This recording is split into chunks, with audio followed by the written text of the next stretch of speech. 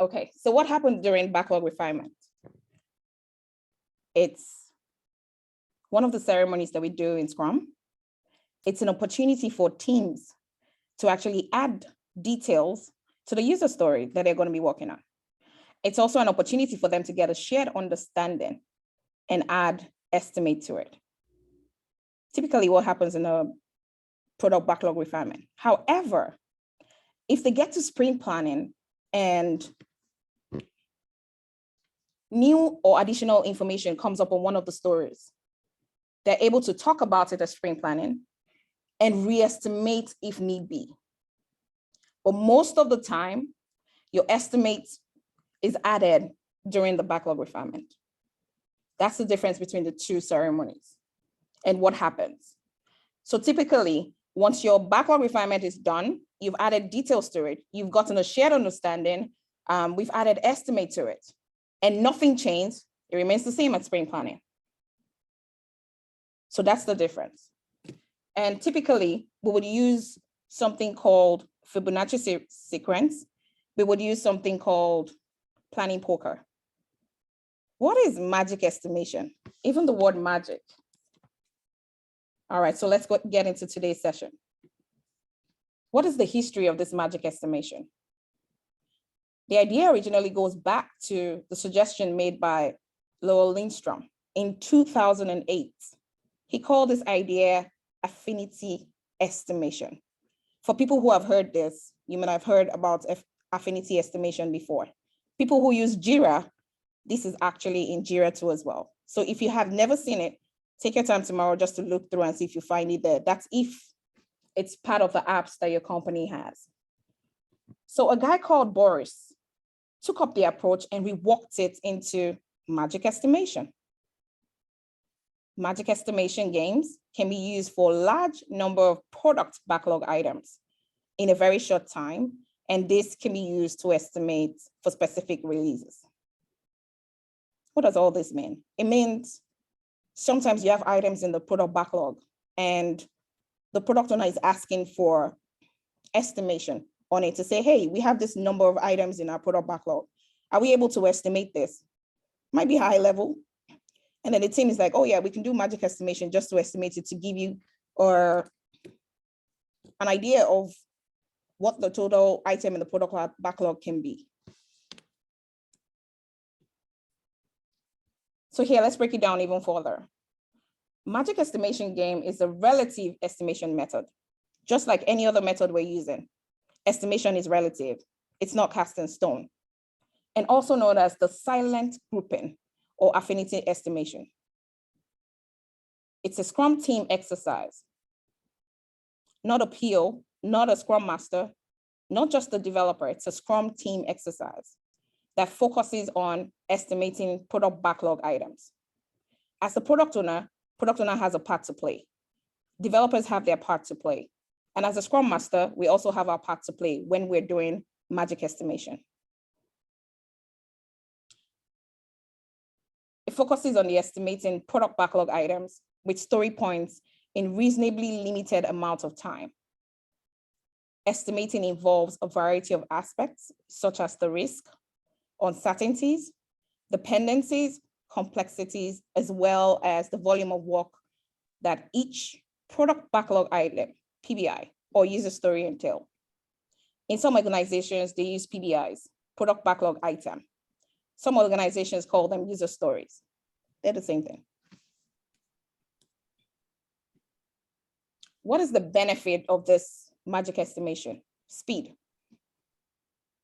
It is considered as a faster estimation technique for quick estimation of the user story. Intuitiveness. There is no rules, unlike only one principle of moving user stories around the board based on their size and complexities, unlike planning poker. Relativeness. There is no need to understand what a story point is. I beg to differ there though. Involvement. This is a group exercise. Everyone can contribute to the estimate.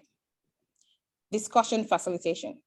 In order to finalize estimates, teams usually go through discussion to reach a consensus, giving better understanding of the user stories.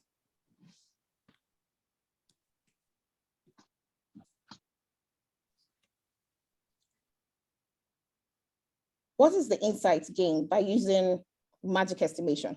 What is it to us? What is the value that it brings to play?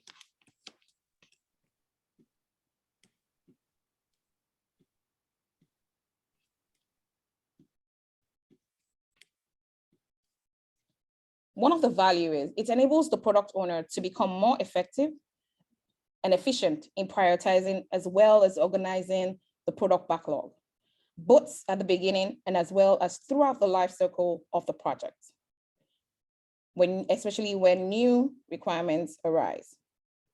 People who have product owners that are not prioritizing the backlog, this is a good tool that they can use, or technique that they can use to prioritize their backlog. Estimate user stories if necessary, redefine or remove parts thereof.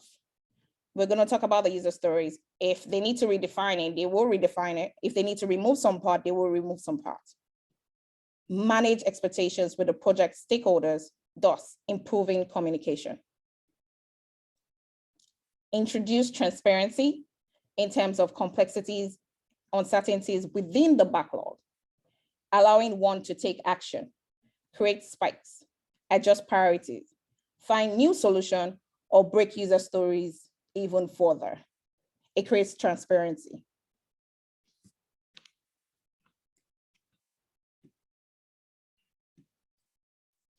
What is the process? What's the rationale behind magic estimation? This allows team members to speak out.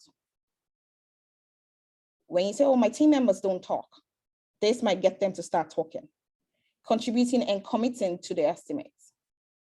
It is considered as faster, more intuitive, and more relative comparing to planning poker. The process. This is an activity which usually takes place during the refinement session. A team needs 30 to 60 minutes in total, approximately 5 minutes per estimation round. What are the artifacts? When I was speaking earlier, I talked about Fibonacci. Sheets with estimation numbers. This is in person, but now we have tools that can help us do this. Sheets with estimation numbers, story points, like the Fibonacci scale, Fibonacci sequence, Fibonacci series is the same thing. When you're estimating a story points, we usually use the Fibonacci series. If you don't want to use that, you can also do the t-shirt sizing. All the t-shirts we wear, some people are extra, extra small, some people are extra small, some people are small, others are large, others are extra large, and then 2XL. Product backlog items / user stories written on small cards or printed. This also takes us back to when we were in person, when we actually have physical cards or Post-its. But now we have tools that can do this. Preparation for magic estimation games. This is in person. Spread the planning poker cards next to each other on the ground with the question mark at the end. This is talking about your Fibonacci sequence. When we were in person, there were actual cards. So you have a card that has 1, have a card that has 2, have a card that has 3 points, and then there would always be a question mark. And if you also see when you're using your planning poker, there's always a question mark there. So it means this story is not clear. We need more clarification. That's why there's a question mark. So when you find a question mark like that, you place the card or the user story there. It means you need more conversation around that user story. The product owner shares the vision of the product and briefly explains the content of the product backlog item or the user story, just like we do in regular refinement. For every user story, the product owner needs to share why we're doing this and explain what the content is. Developers will select the user story that will be used as a baseline. It means user story X will be sent as a 1-pointer. So what is your baseline as a team? Which of the stories do we want to use as a baseline? Which is going to be a 1-point story? So once we've identified the baseline, all other user stories will be relative to that 1-point story that we've picked. It is crucial that everyone fully understands this user story. With teams new to using story points, the Scrum Master should also explain what should be taken account when estimating with story points. We remember, a story point is a combination of what? Complexity, knowledge, uncertainty, risk. So for a completely new team that don't understand what story point means, you need to first have this conversation with them. And it really doesn't matter which of the techniques you want to use. If you're using Planning Poker 2, you still need to explain what story point estimation is to the team, provided a completely new team who have never used story point before. Let the game begin. So what happens in round one? As it starts, each developer studies the user story and puts them by the number of story points they think suits the best complexity. This is done in silence. No discussion is allowed. If someone doesn't understand the story, it is placed at the question mark. When all the user stories are estimated, the number is written on the user story. The user story placed at the question mark are clarified by the product owner, discussed within the group until the intention is clear.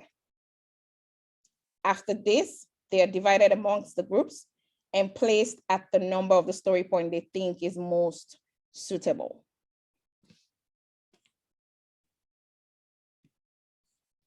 What happens in round two? After the first round, everyone checks all the cards that are on the ground at the Fibonacci number. When someone thinks a user story should get another estimate, he simply picks it up and replaces it. For example, we've done the first round, and then I noticed that one of the user stories that I put in should not be in 2. I think it should be a 5. Thinking about it, all the things that make up to enable us be able to deliver that user story. So as a developer, I'll pick it up from 2 and move it to 5. And if I see that a story is in 5 and I'm like, oh, this is just simple, this is just getting data, it's just configuration issue, I will pull it from 5 and put it in a 2. The story that hasn't been changed are clear to everyone, and I hand it over to the product owner. So if a story is pending and the team feels they need more discussion there, they will hand it over to the product owner to have a clarity on it. The user story that changed slightly from 2 to 3 are also given to the product owner. Remember that the intention is to estimate an entire backlog. These minor changes are relevant at this level. In this same round, user stories can only be changed once, but you can do as many rounds as you want. Note, story points on the cards, just note the story points on the card after the round. So for example, we're in round 2 and we realize that someone moved the card from 2 to 5. We can't move that card again from that 2 to 5, from 5 where it is, even though somebody else thinks that, I don't think it's a 5, I think that story is a 3. So now there are 3 people on that card. If you notice that that is about to start, you would stop and then have a conversation about that card. Because somebody thinks it's a 2, another person thinks it's a 3, another person thinks it's a 5, and another person thinks, no, I think it might be an 8. That card needs to have a conversation on it. So you will stop and have that conversation. And it says here, it is recommended to use 3 rounds in total. User story that have been moved a lot is discussed. Just the example that I gave now. And there's a consensus on the number of the story points. So based on that conversation we're going to have, there has to be a consensus, and then we reach a compromise and we have a story point on that card. The game is finished when all user stories are placed at the story point number and everyone agrees with the final result. What is the result? The entire product backlog now has been estimated in story points. Based on the velocity of the team, the necessary amount of sprints can be calculated. This, of course, is a rough estimate, but it gives you an indication of the size of the product backlog that you have. I'm trying not to imagine people that have over 300 user stories in their product backlog, because some people do have that much number. What are some frequently asked questions? What if I don't want to use story point, but t-shirt sizing? Perfect, no problem. Exercise doesn't change much. It's just select a t-shirt size as your baseline and start the game. So you can decide extra small is our baseline or small is our baseline, and you start the game. What if I don't know my team's velocity? What is the value of the total amount of story points? And of course, you will know the real velocity after the team have finished 3 to 5 sprints. But you can ask the team to select different sets of user stories they think they can finish in 1 sprint. When doing this, hide the number of user stories to encourage them to use their gut feeling. Of course, this really is a rough estimate, but it can help to create the first version of a roadmap. That's one option. Another option is to give every team member, if they're completely new, 8 story points. And then do the 80-20 rule. So if they get 8 story point each, say, for example, you have 5 developers. And remember that when we're estimating, Scrum Masters and product owners do not join the estimation. It's only the people doing the work. So you have 5 developers and we give them 8 story points each. For those who just took SAFe certification, remember that we did the same thing when we were doing the PI simulation. For every other person who's working, they already have an idea. For those who are studying, you already have an idea that each new team member gets 8 story points. So 8 points times 5 gives you 40. Because they're a completely new team and we're working on complex problems, we never do 100%. For those who just finished their classes, remember when we talked about capacity and load? They cannot be equal. So it has to be 80-20. 80% of 40 will be 32 points. So for a completely new team, they can pick 32 story points each sprint or each iteration, and they will continue to inspect and adapt for a couple of sprints before they know what their actual velocity is. Can I also use magic estimation during sprint planning? No. Magic estimation should be used as an activity during the refinement session. What is the success factor? It helps when developers are experienced with story points and planning poker. They've used those tools before, so they have an idea. Use a clear user story that everyone understands as the standard or the baseline. The development team should already know the intention and vision of the product and understand most of the user stories.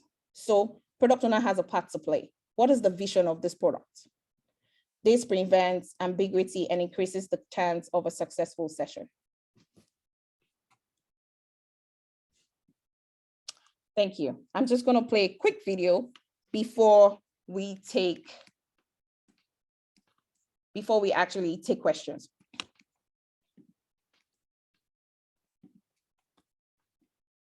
Welcome to these small videos. My name is Carsten, and I'll be giving some of my tips and tricks that I use in my life as Scrum Master and coach, Agile coach. Today, we'll be looking into a technique called magic estimation that I really love.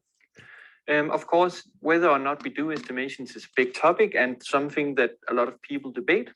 I can say that I sometimes find estimates useful for actually aligning inside the team to see if we agree of this task, what actually needs to be done. So whether we do it for the team or the PO, that's up for us to actually figure that out. But magic estimation is a great technique to spice up refinement, to spice up this estimation if we want to do it. So I prepared a backlog with the most important story here and the least important story here, as we all know it. Then I prepared the Fibonacci sequence here, and some of you might say that, yeah, but Carsten, 20 is not the right number in the Fibonacci sequence. But yeah, if it's a 20, then it doesn't really matter. This is to show that if we have so big stories, it's bound to be inaccurate no matter what we do. So that's why I deliberately put it at 20 and not at 21 as expected. The technique is really, really simple. What we do is we can either take a story from the backlog and put it on the scale, or we can move an existing story on this scale to another one. We're not allowed to discuss during this. So it's just doing it in complete silence. We time box it. So 2 minutes, how far can we get?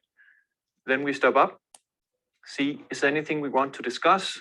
We might have had a story that we've moved back and forth. And then we continue for another time box until everything has been estimated. So let me try to show it to you. What I do is I, for instance, take this first story, create login. Without saying anything, I'll put it on a free, for instance. Now it's the next team member's turn. The team member can either choose to move this or to take a new one. So that he might take a new one, update tests. That could be a bigger one. So let's give it an 8. The third team member might then say, deploy to QA. That's easy.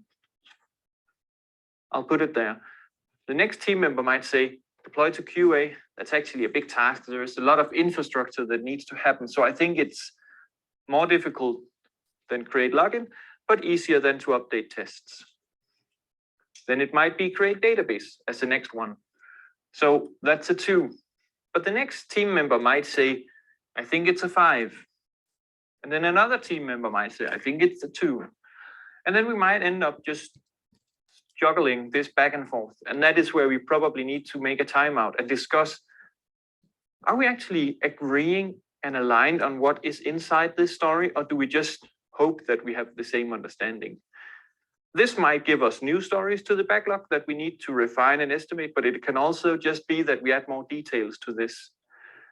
And we just continue to do this until we are happy with the picture and the estimations, and then we can write the estimations on these post-its, and then we're set to go. So this is a really great technique, as I mentioned earlier, to spice up our estimation. So not doing poker planning every single time, but doing a bit more interactive and can people up standing instead of just sitting around the table. So that is my version of magic estimation. I hope you enjoyed it, and I look forward to hearing your comments and feedback. All right. Questions before we do the simulation? We have a simulation that we're going to do.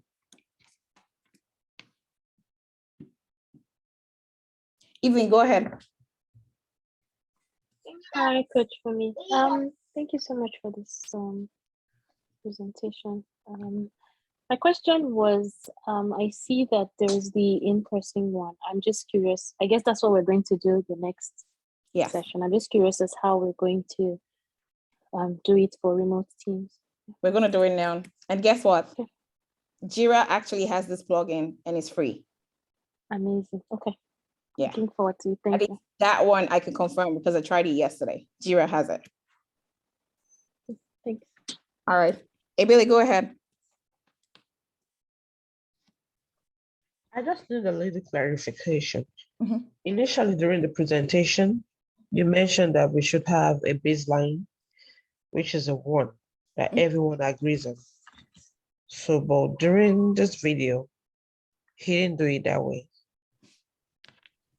Yeah. Remember that we're doing relative estimation.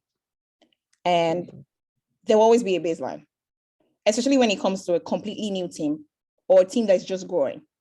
They will have one baseline to say, okay, we all agree that this is a 1 story point because it's smaller. And then every other story would now be relative to that 1 story point. And I'll give an example. When we were doing the animals, remember when we're doing animals, when we're doing safe, we had a baseline. Our baseline was the chicken because everyone agreed that the chicken was small. So every other thing was relative to it. So as the team matures and they grow, they get better even with estimation. Because by the time they start to work together, could be a couple of months, could be over a year, they get better at what they do. So they're able to say, oh, this is a 1-pointer. This is a given. We've done something like this before. Does that answer your question? Yes, thank you. Ijoma, go ahead. Hi, Fumi. So I'm still going through these videos, but I just wanted to be sure with the Fibonacci sequence, these are just numbers that there's no like math to these numbers in the sense that I guess it's based off of experience that these people will put that a story point or a user story would be a 5 point or a user story would be an 8 point. Is that correct? That's correct. And remember that I did mention that when you are actually estimating, there are a couple of things that goes into it. They're thinking about what is the complexity and what is the knowledge that they have. Developers have different knowledge, just like you have junior developers, you have mid-level developers, you have senior developers. They have more experience than each other. But guess what? A senior developer who hasn't improved himself in years, you can have a junior developer who's new and he has better techniques of getting the job done. But when it comes to using this sequence, based on experience, based on the complexity, based on a couple of uncertainties that they know, they're able to actually now decide which of the story points they're going to go with. For example, if you say it's a 1 story point, the team will tell you, this shouldn't take us time. It's just a simple, easy fix and we're done. But when you start to say it's 1 first, and then 1 becomes your average. So 1 plus 1 gives you 2. And then 1 plus 2 gives you 3. So that means a user story that is 1 and a user story that is 2 combined together will give you 3. So whatever effort you put into 1 plus the effort you put into 2 will give you 3. And then it keeps going on and on that. The team gets better with time on estimating. But remember, it is relative. It's not cast in stone. And I've heard a couple of people say that someone actually said it, I don't know if it was this week. And the person said, oh, so my developers started working. And then when they got halfway, they realized that the story points they actually agreed on is going to increase because they found more things on the card while they started working on it. It happens. It shouldn't be a standard, but it happens. So that way we're able to talk about, so what happened during refinement to say, we actually estimated this story as a 3 points, but when you started working mid-sprint, you had to increase it to a 5 point. What did you notice? What are the things that we could do better so that we don't keep having situations like this? And he can give you an example to say, you know what, I really didn't check the code base before refinement. And I just gave an estimate based on what I know, but he didn't get facts. So with facts, he gets better. And as they keep working, they get better. They can tell you, oh, this is a 2 point. I checked the code base, everything is good, it's a 2, and they get better. But when you see a situation like that happen, you have to talk about it. That's why we're Scrum Masters. Bring it up to retro, have a conversation with the team, and get answers from the team. Okay, thank you so much. You're welcome. Ijoma, go ahead.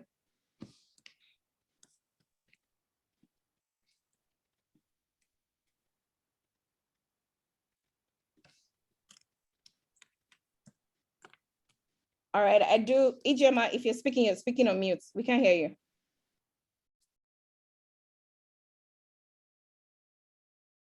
I'm sorry, that was my hand from before, sorry. All right, cool. All right, so there's another Ijoma, but his is spelled IJI.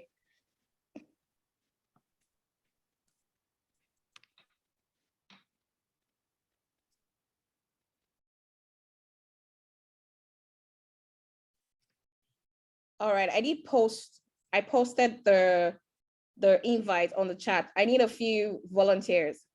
So just click on that Trello and then let's start our magic estimation. All right, I see 2 people already. Oh no, sorry, 1 person. I see Winnie.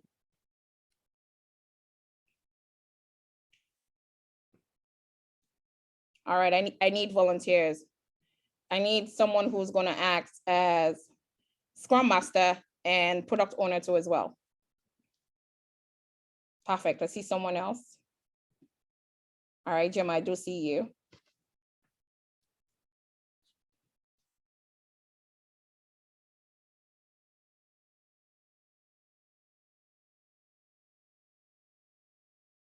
All right, we're waiting on a few more people. All right, I see 3 people. All right, I see more people. All right.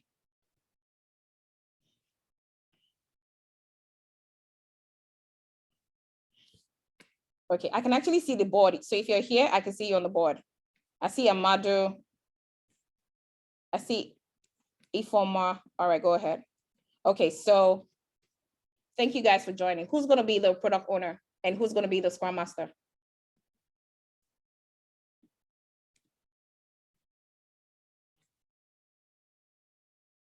Don't be shy. Practice the job you have to do. Joel, are you on the board? Okay, Ijoma, I do see you as the Yeah, lead. I just joined you. All right, cool. All right. So remember the steps. Product owner, you're just going to give a brief history. So just look at the backlog and give a brief history of what we're doing, what the vision is. Just talk. That's the first thing. Product owner will just talk briefly about the backlog before we start. Scrum Master, once the product owner is done, then you would encourage the team one after the other to pick up a user story and drop them on the board. And I'm going to show you how. You just drag and drop. So if I decide that as a user, I want to study Scrum, I'm going to drag and drop here. If somebody, the next person comes, maybe a model comes and sees my work and say, it cannot be a 2.0, he will quietly drag it to maybe an 8 points. And you can see that we don't have anything after 13. We don't have 20, we don't have 21 because it becomes too large. And then that's the first person. And then someone else looks at this same card and is like, studying for Scrum is not a big deal. I think it should be a 5. As a Scrum Master, you already know there's a lot of drama going on this card. You can either save it until they're done, or you can stop and have that conversation right there, just to give them a better clarity of what this card entails. I'm going to do another one. So after that, we keep voting again. Someone else picks up this and say, I want to study for my Scrum certification. I think it's a 3. And then the next developer goes in and picks up the story. I want to secure a Scrum job. I think it's an 8, and they place it here. And then the voting keeps going until all the user stories are done. First round. Second round, we try again. If people look at the board and they think, nah, securing job, how can it be 8? It's 13 now. I have to go through XYZ, XYZ. By the second round, they're able to move the stories on the second round. And then we keep voting. At the end of the day, if we have cards to have conversation on, we're going to have those conversations. If the Scrum Master notices that they're going back and forth on a card, we can pause and have a conversation on it so we get clarity. And then once that is done, we vote again. So here it goes. So round 1 is to pick up the user stories and place them where you think is appropriate as team members. So we're going to start. Product owner, you have the floor. Okay, so I just talk about one of these product backlog items and as a product owner. Okay. You're supposed to talk about the vision, but just use the product backlog and just talk about what is our vision for this product that we're working on. Okay.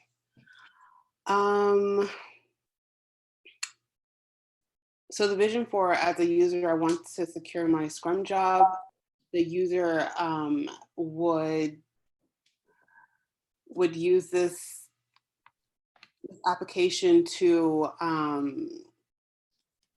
work through their work history and resume, and to be able to format it so that it is job friendly for recruiters to see readily and easily, and that it's targeted to Scrum recruiters so that it'd be easy for them to find a recruiter and land a job,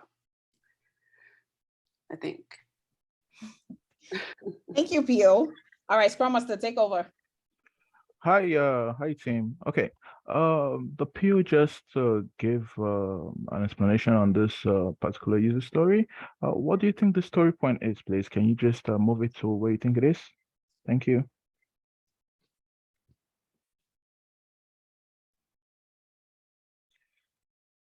Hello team, are we here? Just go ahead and just move it to the right point. Yeah, I see someone moving already. Awesome, awesome. Are you gonna say call on who to move it, or anybody can just move at any time? No, anybody can move. Okay. Okay. When you guys are done, just let me know. Okay. Don't worry, you're here, so you're seeing the board too as they're moving. Pay Yep. attention to the ones that they move back and forth. Okay.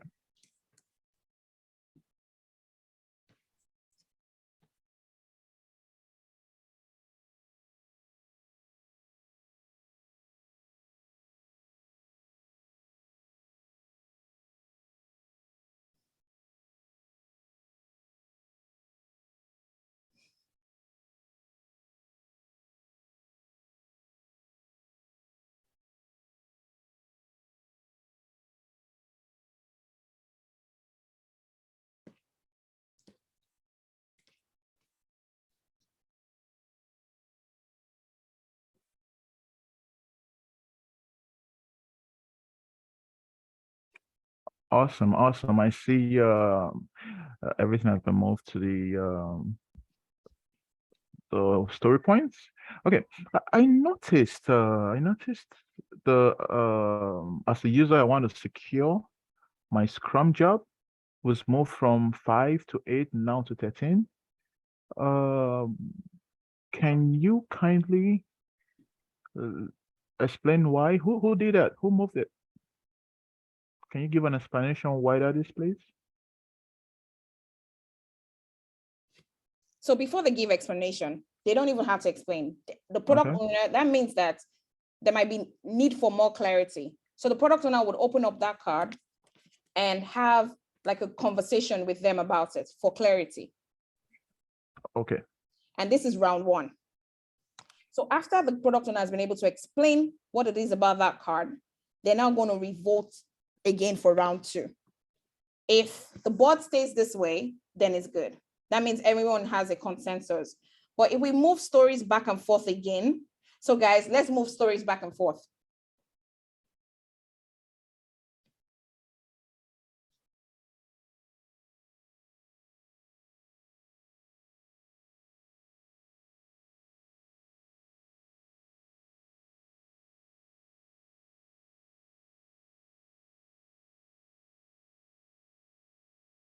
All right, good job. So I see that as a user, I want to buy a laptop has moved a couple of times. Now we can open the floor for conversation on it to say, why did you move it? Why do you think it's a 3? Somebody else moved it from a 5. Another person moved it from an 8. Why do you guys think it's a, so start with the lowest person. Why do you think it's a 3? All right, someone could just talk about it.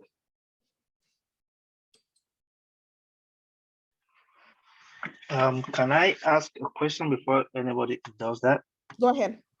Okay, I noticed that in the first round, one of the story points that was moved was, as a user, I want to take my Scrum certification, and it went to 5. I was actually the one that moved it to 5, and nobody moved it in round 2. So are we, at this point, are we going to say, yes, this is clear that this is going to stay as a 5 because nobody, moved it? That's correct. So there's and that will be that will be confirmed in round 2 because it has gone two rounds and it stayed put in that same position, right? That's correct. Okay. So it means that the whole team has a consensus that it's a 5. Quick question, right?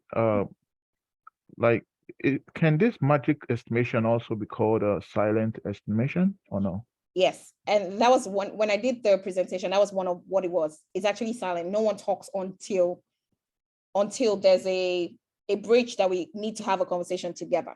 And that's when cards keep moving back and forth, back and forth, back and forth. And you notice as a Scrum Master, we need to have a conversation about that card because there's no clarity and there's no consensus.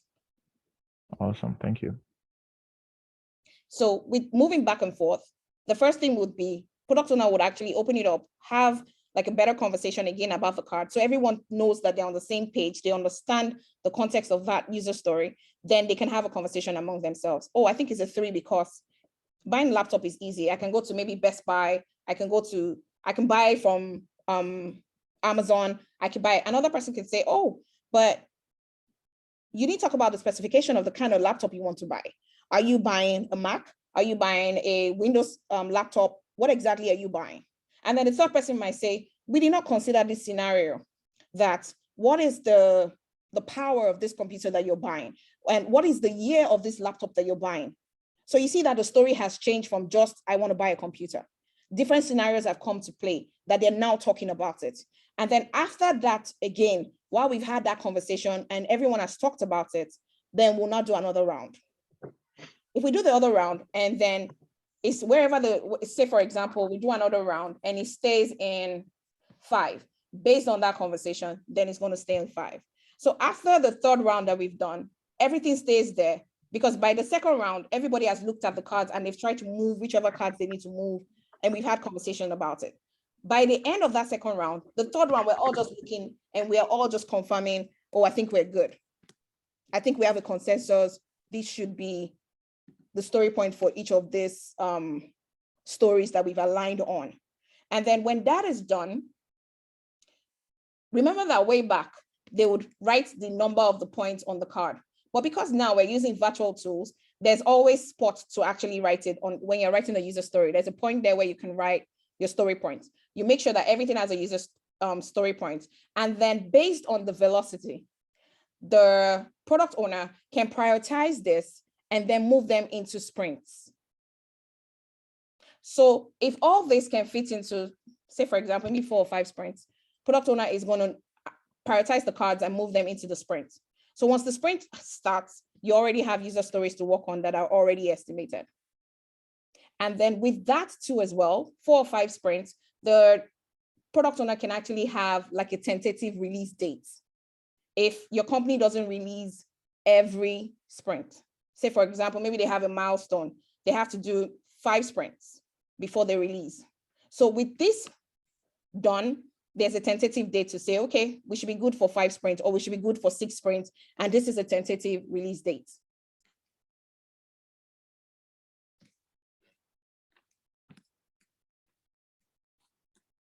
All right, any other questions? I want to show you guys, even give me 1 second. I want to pull up Jira and show you where it is on Jira. All right, go ahead, ask your question, Evelyn. Can you tell from the app who moved what? Can I tell from what? Can you tell from the board who moved what card? You will follow the card now, but because we used to do in person, it's easy to follow the card in person. But even this, you can still follow the card because I did follow the card. And then you could call out who the person is. Because there's going to be a conversation to say, hey guys, I saw that we moved this card from this card to this card. Just like when we're using planning poker and one person picks a 3, the other person picks a 8, the next person picks a 5. We're going to have a conversation about it too as well. So you can tell, you just ask the questions to say, hey guys, I see that we're moving these cards to this. We want to have a conversation about it.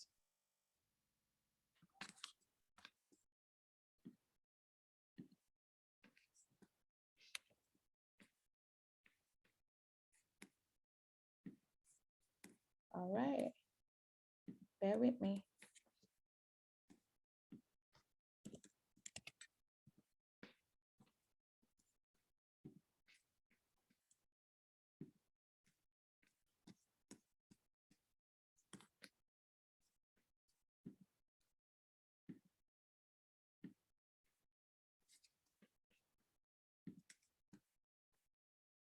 All right, Flo, go ahead. Thanks, Coach Fumi. So I'd asked in the chat room if this is usually a timed activity or no. Yes, it is. Every ceremony event that we do in Scrum and Agile is timed. Okay, so how much time would be given to the magic estimation? So technically you have 60 minutes for your refinement session. For each of the estimation, you give 2 minutes each. For each of the cards, the ones that you want to have a conversation around and all. So 2 minutes each, time box them. You can do 1 minute when you try them to see what they're doing. If they take too long, then you can give them 2 minutes, max 3 minutes, it has to be done. And that also depends on how many user stories that you have to, depends on how many user stories that you have that you want to refine. Thank you. All right, guys, give me 1 minute just to set this up, and then I'm going to show you how to find it in Jira.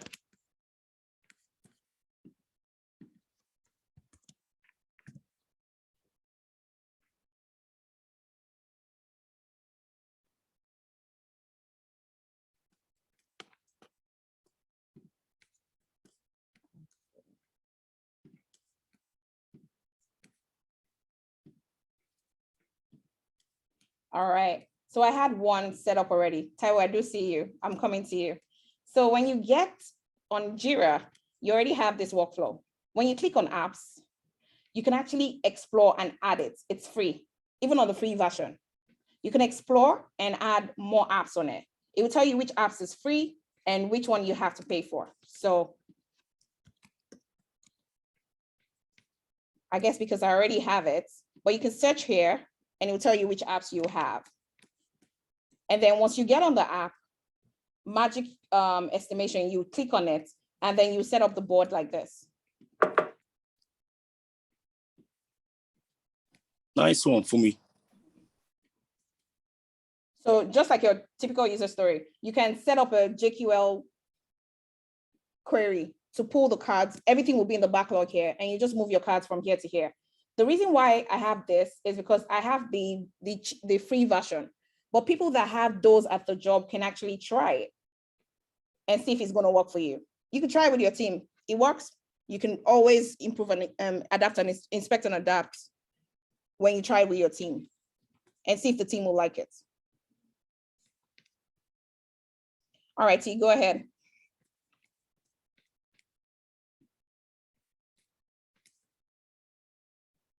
All right, Ty was good. Sam.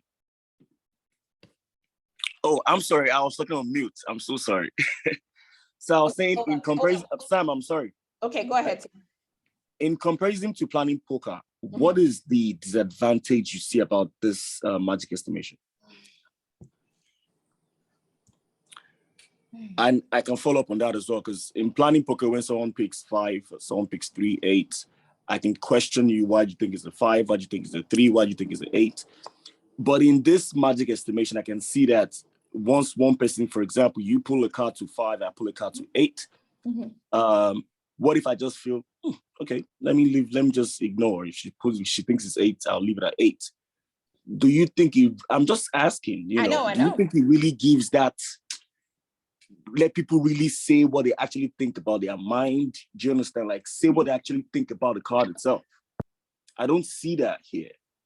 But I would say that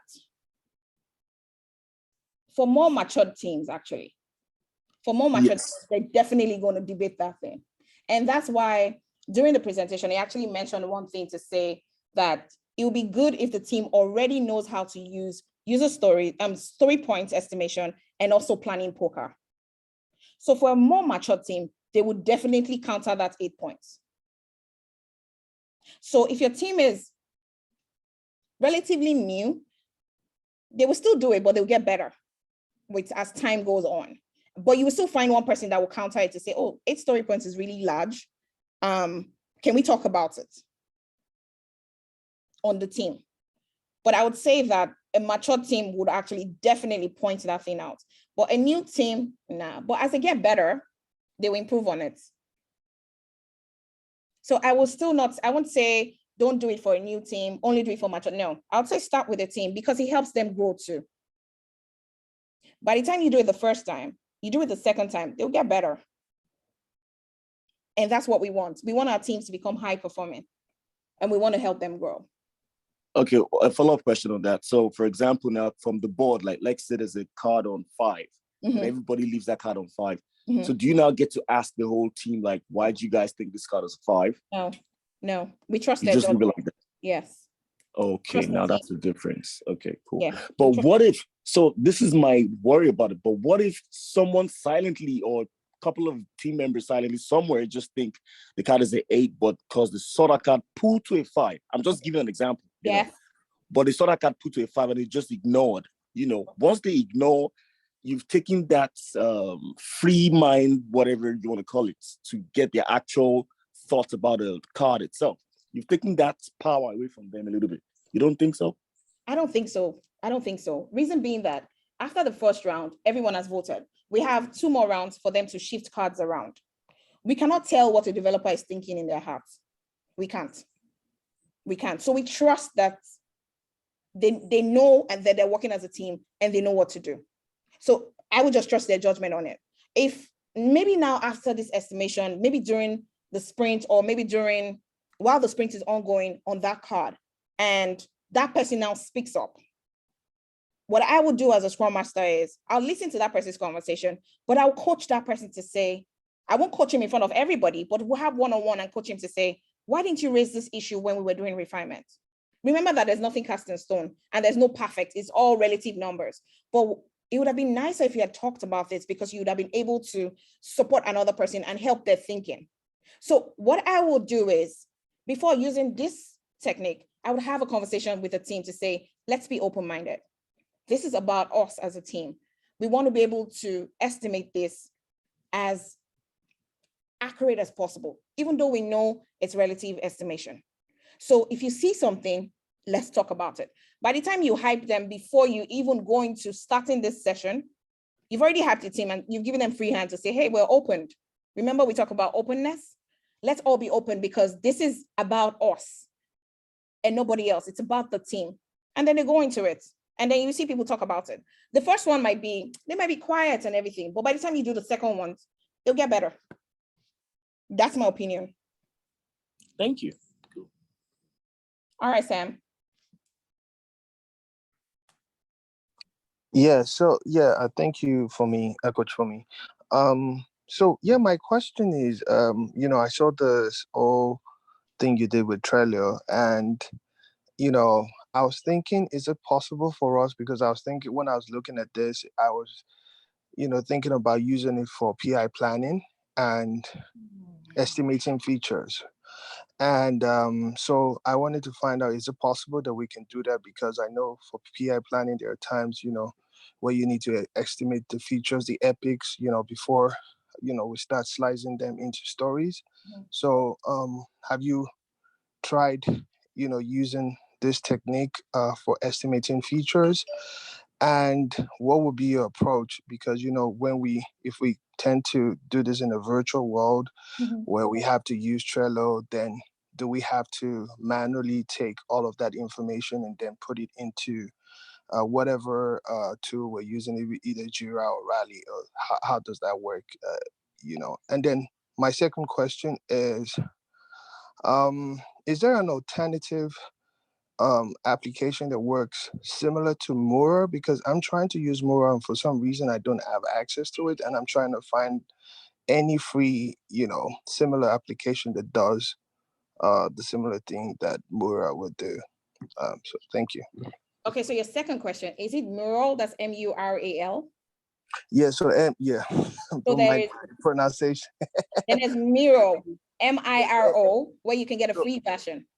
Yeah. So the one I was referring to is M-U-R-A-L. So yeah. So that one I don't have access to it. So I'm trying to find out if there are any similar, application out there that will be free and I'll be able to do the same thing as I would do with Mura. Okay.